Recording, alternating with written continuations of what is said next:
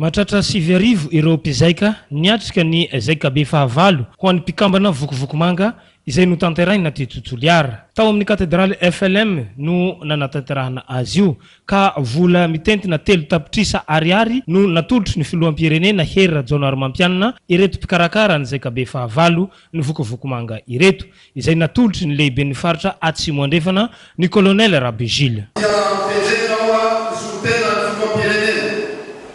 Filoham-pirenena izay tsy fanadinina antsika ary mametraka fialantsika araka ny voalaza tao amin'ny faharombava.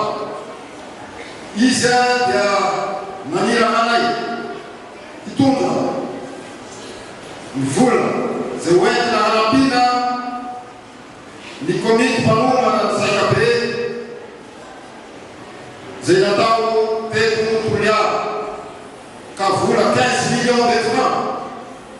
Nous avons les filohan'ny République Tapiatia Zayatulta Isnoka Parpani Fiera Toliara sy ny komity mbao farapina amin'ny fikarakarana rehetra zay natao teto. Teny fanevany hoe mandehana toy ny mazava izay nalaina ao amin'ny boky ny Efesy 5:9 Nandritra izao zaika be izao ny fankalazana ny jobily ny mpiandry pera mivady izay nankasitrahany mpino rehetra eto amin'ny fielovany fiherenana.